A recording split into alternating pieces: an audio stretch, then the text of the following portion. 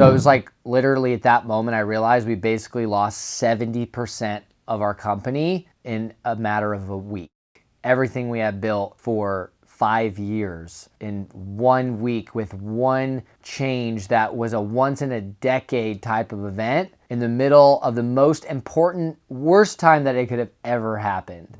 Yeah, so like a lot of people don't know the story of Kaylin and I, we actually met through network marketing. And so, like those companies where you call all your friends and you make a list and you sell everyone and you get them all to your house and bother everyone, and you're like one of those people. So that's what we did. That's how we started. Early on in my life as an entrepreneur, I really just wanted a motorcycle. I wanted a motorcycle so I could go fast. And I remember calculating the amount of hours that I had to work to do it. And so I got a job at this place called Sunflower Market. And it was a grocery store, basically.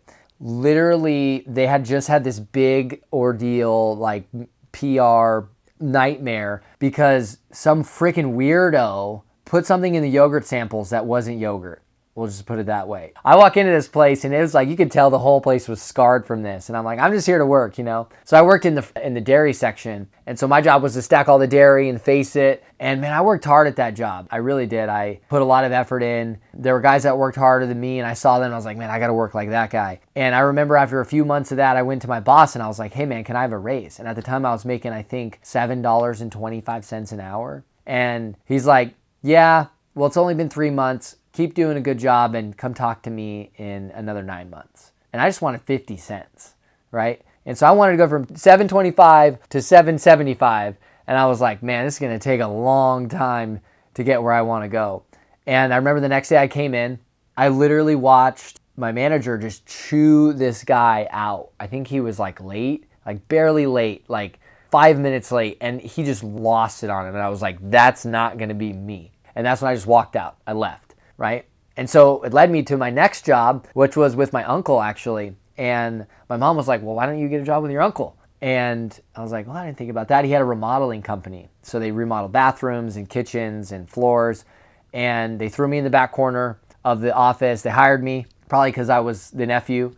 And they threw me in the back corner, put me on the phones, and gave me this like terrible script. I remember it was so bad. It was like not even well thought at all.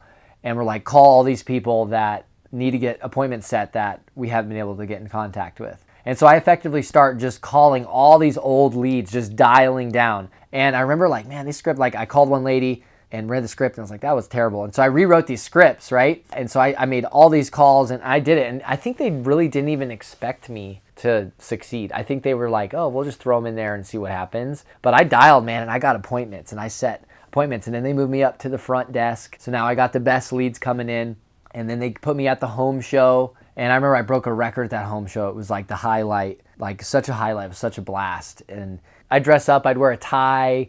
The old people just loved me. They loved me. I was just like just energy and friendly. And that's like when I first really started to harness the power of communication and selling and being put in that sales environment. I mean, if you take anybody who wants to be an entrepreneur or wants to own a business and you put them in an environment where they can just sell, like that is the most important skill they need to learn, because they need to understand no matter what you sell or what your business is your job, number one, is to create sales. And the people, it's people who you're selling to. And when you learn communication and how people think and process and their feelings and their fears, and you start to understand how they tick, like that's how you can make a business successful, because you understand how to communicate with people and how to manage them. And so I learned so much in that job. And so I remember opening the mail, and I was looking at I was looking at something I shouldn't have been looking at, but I opened the mail, so I just had to figure out where to send it. And there was all the salaries of all the salespeople on there. I was like, all right, I gotta check this out. And so I'm looking at the mail, I'm looking at the salaries, and I'm like, dang, these salespeople, because I set appointments for a salesperson to go out and do the actual sale, right? I was the lead setter, and they paid me like $10 an hour, and like, I don't remember that. I think it was like $25 if the sale closed. It was like nothing. And people were making like 150 grand a year selling, and I was like, bro, I need to do that. So I got a meeting with my uncle, and I was like, hey, I want to sell. I know what they make. I can do it. Put me out there. I've proven myself. And I'd been there like maybe a year and a half. I'll never forget. He grabs a stack of books. He puts them on the table right in front of me. And he goes, read these books and come talk to me in 2 years. And I was like, okay. Really, in hindsight, I should have took the books, came back in like 2 weeks and said I was ready. But it actually worked out, I would say. So I actually left. I left that job. I was like, you know what? I want to grow somewhere. So I left that job. I was 17 at the time, and I filed my first LLC. I started my first company at 17. I looked up Google, and I was like, how do you start a company? And I was like, there you go. And so you printed out this template on some website and figured it out, and there you go. I started my first company at 17. And so my buddy Rory had just come back from Arizona, and I was in Albuquerque, New Mexico at the time, and he was doing auto glass. And so they were selling windshield replacements at gas stations. And he was like crushing, and he was all excited. So he comes back with this like fanny pack, and he's like, bro, check this out. And I was like, why do you got a fanny pack? And so it's got this like toolkit in it so that you can fix windshields, right? And so I'm like, what the heck? And so we go to a grocery store, and he like approaches some lady walking to her car and was like, hey, do you care if I fix your windshield for free? And this lady's like, who the heck is this guy walking up to my car? You know what I mean? And so he was like, check it out. So he showed me, and he fixed this lady's windshield in like 3 minutes, and because it had a chip in it. And I was like, whoa, like that's cool. And I was like, well, can you charge? Like you can charge for this, right? And it turns out insurance companies will pay to do it for free. I don't know what the market of that is like now, but then they would do it for free. So the insurance company would pay like $90 for that thing that took 3 minutes out of a fanny pack, and it wouldn't cost the customer anything. You just had to get their insurance card and make a phone call. And I was like, I could do this. And so I never forget, I was terrified out of my boots. Like I started the company, I did the paperwork, and I'll never forget getting my first client. And so when I say client, it was the first site. So I got in the car with my mom. I was like, we're going to lunch. And I was like, but hey, I need to make a pit stop at this gas station. And I knew that if I had my mom with me, that I would get out of the car. Because if I drove there myself, then I would chicken out, right? So I knew that if I had my mom with me, I'd get out of the car. And I get out of the car at this gas station. I walk in, the Middle Eastern guy's in there, and he's looking at me like, you know, what cigarettes are you going to buy? You know what I mean? And I'm like, hey man, so I have a proposition for you, an opportunity. And I'm with, I think it was called Instant Auto Glass was the company. I was like, I'm with Instant Auto Glass, and we're here locally in Albuquerque. I want to clean all your customers' windshields for you when they come. And so you'll be the only gas station where you can get your windshield cleaned while you pump your gas. And then while I'm cleaning their windshield, I'll look and see if they have any chips on their windshield. And if they do, I'll offer to fix it for free. And I can bill their insurance, and it won't disrupt your gas station. And then I'll pay you, I think I paid him like $50 a day to be there. So I'll clean your customer's windshield for free. I'll pay you to be here. And he was like, okay. And I was like, really? Like, really? And I'll never forget that day. And so I got 3 more gas stations. I hired all my friends, and we started fixing windshields. It was amazing. Like me personally, I remember I could clear like $600 in one day. And I was like, holy crap, like this is insane. Like this is crazy money. You know, I'm used to making $10 an hour. You know, work one day, make $100. I'll never forget just being out there on the grind. Again, just like approaching people, learning sales, learning communication. Hey man, how you doing today? Like so many people gave me dirty looks. I learned how to take no for an answer. Like I learned how to take rejection. I learned how to get rejected over and over and over and over and over and over again and approach complete strangers. And so now all of a sudden it's like, wait, the worst thing that happens is they just say no. But when they say yes, it's like this exhilarating feeling. And I think a lot of entrepreneurs, what happens to us and the reason that we don't go after what we really want is because we're afraid of rejection, right? We're afraid of failure. We're afraid of what if people say this about me, or what if they say no, and what if they don't like me? And so when you do sales, you push through all of that and you eliminate all of these objections and excuses that you have, and you get through to a point where you just don't care anymore, and then you just go after what you really want, right? And so I was building that muscle, right? I was building up that muscle of rejection and sales and people and communication and closing, right? Getting the deal, getting the insurance card at the time. That's what it was all about. And it went well. I made money, but at the end of the day, I didn't know how to manage people. I didn't know how to run the economics of the operation. I didn't have any mentors, and I didn't have anyone to help me ultimately. and I quit. It was hard. All of my friends, they quit. They weren't making money. I was the only one who could make money, and it fell apart ultimately. And so I remember one day I came home from the gym. I just finished working out, and my parents actually owned a gym at the time. And my dad has always been in sales or an entrepreneur, always doing something. And I came home from the gym. He opened the door and he like put a shake in my face. And he was like, "Hey, Brandon, I made you a shake. Try this." And I'm like, "You don't ever make me anything. Like, why are you making me a shake? Like, what's happening?" And he was like, "Here, try this. It's, oh, isn't it so good?" And I'm like, "Oh, what's wrong with you?"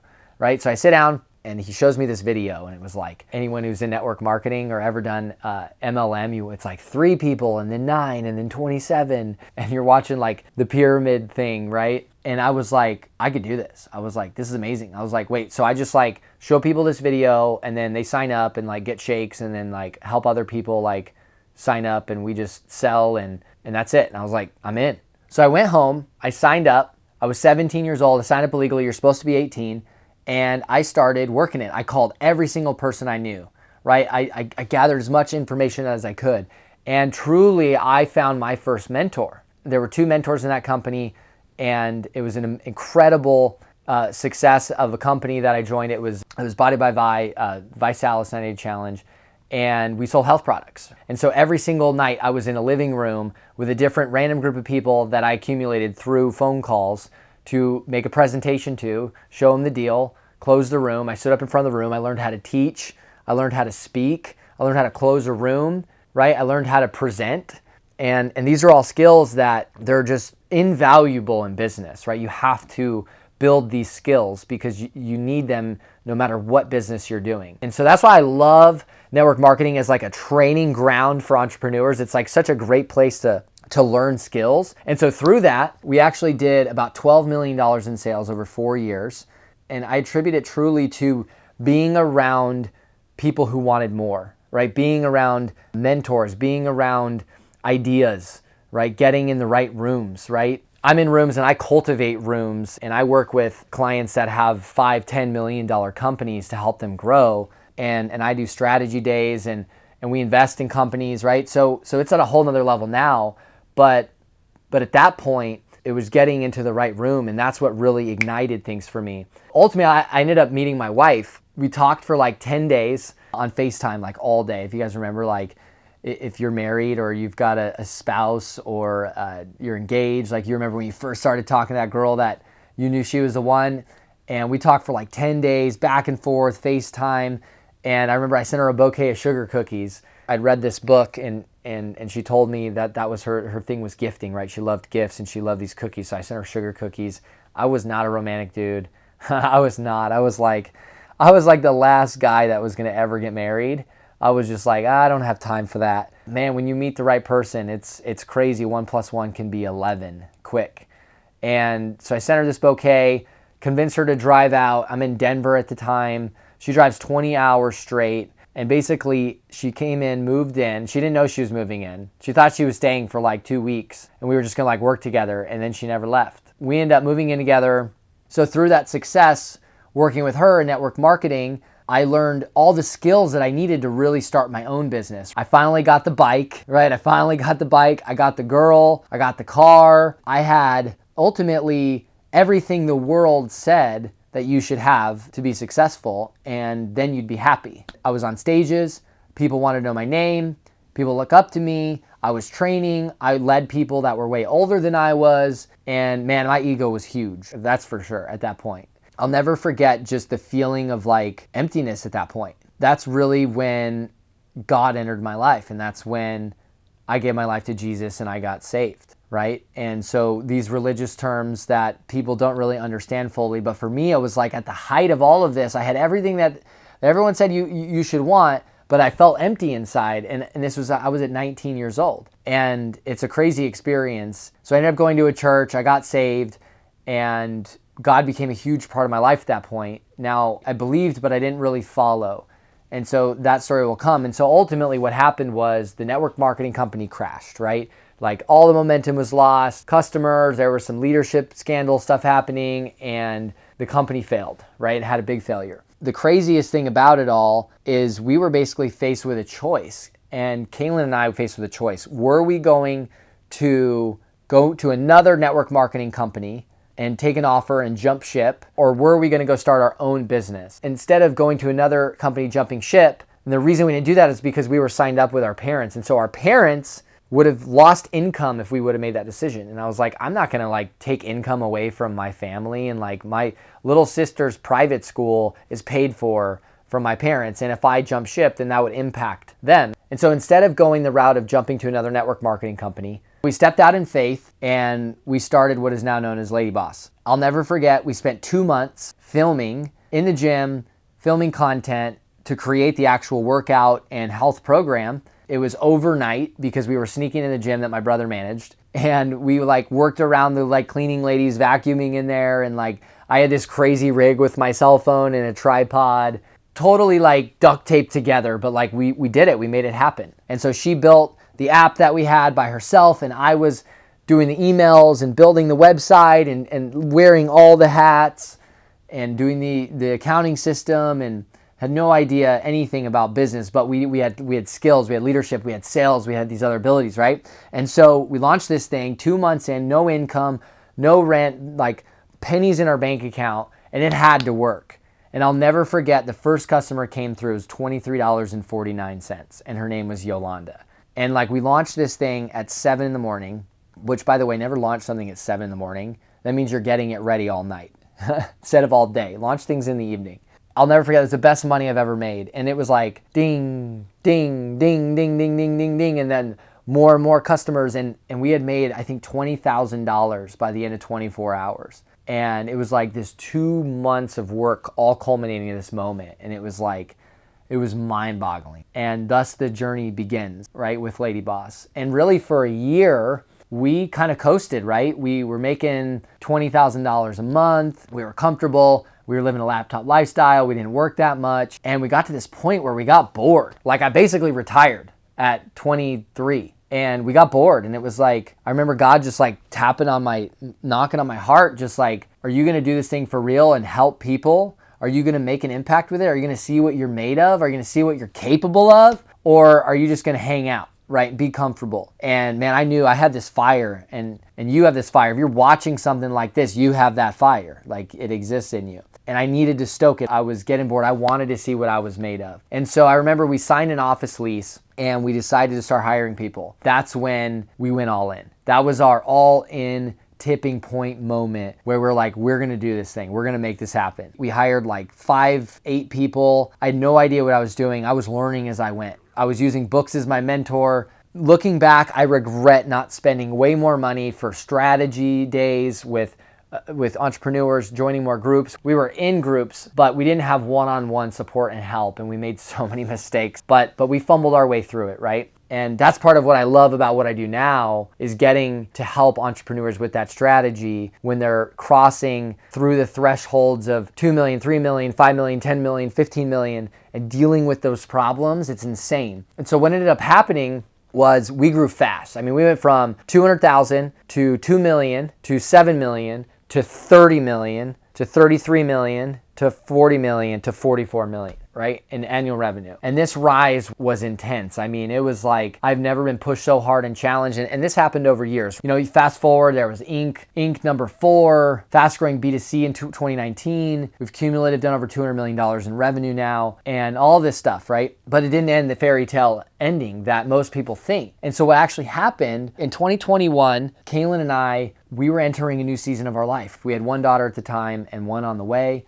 And we really felt like it was time for us to enter a new season in our career, in our business, and that our chapter with Lady Boss was going to close. And it was terrifying. Like I denied it. I resist. Like I didn't really know what else I could do. I'd been doing this for so long. I'd been doing it for years, and we had built this incredible business and this amazing, like 700,000 customers and just coaching products. We had a coaching program. We had over 700 clients. We had huge coaching staff. We had built an entire phone sales team of 50 agents in La Jolla, California, had an office. We had done over $100 million in consumer packaged good revenue. We had multiple product lines. We had all kinds of stuff going on. Digital programs. We had done webinars, live events. We were doing an annual event, so many different things. It was like I didn't know who I was outside of this. But God kept pushing. It was like, it's time for a new season. It's time for a new season. So we launched a process in 2021 to take the business and sell it. And when we talked to multiple different brokers and launched the process, it was supposed to sell between 75 and 125 million. That was like a sure thing. That was like, this is what it'll go for based on all the margins and the multiples and all of that. So ultimately, I was like, wow, like that's insane. Like, what would you do with that? Like, that's a crazy amount of money, but I knew what we were doing and building value. And I knew that at some point it would probably happen. We would probably sell. We launched this process. It went super well. Incredible guys we were working with. I learned so much during it. We ended up at a point where we had 73 different parties engaged. And we had all the big names, Jenny Craig, Slim Fast, Weight Watchers, right? We had all these big companies looking at us because they were all in the women's weight loss space, all in the women's health space. I just remember how the conversations were escalating and things were getting exciting. And then the update hit. And the update was Apple on your cell phone did an update and a little notification popped up and it said, ask app not to track. That one little notification where people opted out stripped a massive amount of data away from all these networks that were advertised on. Customer acquisition was driven by paid advertising on Facebook, on YouTube, on Snapchat. We were all over the place. And so in that basically week to 2 week span of time, we lost 70% of our customer acquisition like that. And this was a once in a decade shift. And for some reason, most companies that I talked to, it was somewhere around there for them. Some weren't impacted, but big ones, the players that were at scale, they had the same impact. It basically lit a bomb off inside of the most intense, exciting process that was going to be the culmination of this whole season in this company. It was hard. It was like everybody held their breath and they took a step back and they were like, we want to see what happens because we were positioning at this premium multiple and it was an intense process, right? And so I go from we're going to sell for 75 to 125 million to like, hey, we got to like regroup and go I got to take my energy from this process and like go figure out in this company. And we had done major pivots along the way of going from 0 to $44 million in revenue. I'd overcome massive challenges. The team, I'd made so many mistakes, but we had overcome a lot of challenges. And so challenges weren't the problem. It was that we had already decided that we were ready to move into a new season. And so we had made the decision that instead of going in and retooling and doing all this, that we were going to downsize and we were going to take it back to market and just go for a different exit, right? And so we're going to sell the company, but it's not going to be for, $100 million, but it's still going to be for an amazing chunk of change. And really at this point, the difference between me and probably other influencers or entrepreneurs that put out content is I don't make every decision because of money. Because money is not the ruler of me. And at the end of the day, there's a lot of things, my family, my faith, my integrity, there's a lot more to it than just money. And so when you decide something and you don't need money and your life is good and you're set, money's not the only outcome. And so we made a decision instead of let's put all our energy into turning this around and figuring this out again, because we had done that before, that we were happy to downsize and sell the business because we were ready for the next season. The message God had put on our hearts was real and we had always listened to him and that's what got us to where we were. And so we made the pivots, we downsized, we had to cut a lot of waste and I learned so much that process. And ultimately we took the business back out to market. We had some rough patches in adjusting and team and we had to cut some things and liquidate a lot of inventory. It was tough. I mean, it wasn't like a pretty season. It was like all we had done for a decade, really 7-8 years, was win and just explode, right, in every way. And now all of a sudden it's like there's a contraction and we're moving into this new season and we've got this company, we love these customers, but we're just ready to move on. And so it was an intense, really intense season for us. And so ultimately in the second sale process, we ended up selling the company and I'm so excited for its future. And, we got an amazing result. And actually it sold to Russell Brunson, who was one of our original mentors. where it's going and the direction is so exciting and almost comical and crazy in a way because of my background and where the story I just told you. So when it takes off and continues to explode in its new form, we'll put it that way, it'll be fun to watch this video. And so at the end of the day, it was a close of that season and a new beginning to the next one. And people are always asking them out and about, like, what are you guys doing now? What are you guys doing now? And Kayla and I are so excited because now we're finding purpose and creating massive power for companies in serving who we used to be. And so now we advise and we invest in companies that are 7 figures, most of them minimum multiple 7 figures, and helping them grow and scale 10 million, 20 million, 30 million, 50 million and beyond. And so that has been so exciting. We've met such incredible people. We've brought one company into our portfolio, and there's dozens of others that we're working with. And we get to do these strategy days and like collapse our decade of experience and all we've done and grow a business to 200 million in revenue and all these different product lines and 150 employees and sales teams and processes and finance and recruiting an executive team and all these different things that we've done and get to collapse that and help other people do it. And it's been so fun and fulfilling. And so this journey for me of creating content, and the one thing I regret 100% without a doubt is along that process over the last 8 years of building that business is that I didn't turn on a camera like this and talk about what I was doing. And so moving forward, I'm never gonna have that regret again. And I'm gonna get to share with you guys stories and lessons and incredible experience and wisdom from what I've done and from companies that we're serving and working with now and advising. So there's a lot more to come on the channel for Kaylin and I, and we're so excited that you're on the journey with us, that you watched this video. Drop a comment, tell me what resonated with you, tell me what you're excited about. I want to hear what you guys feel like I should talk about more, if there's certain topics or parts of the story that you want me to expand on. I'm here to serve you guys and add value. You can click the link below if you want to work with us, if you're interested in connecting with us. We'd love to find out about your story and your company. So hit the link below, check us out, subscribe to the channel. Thanks for watching.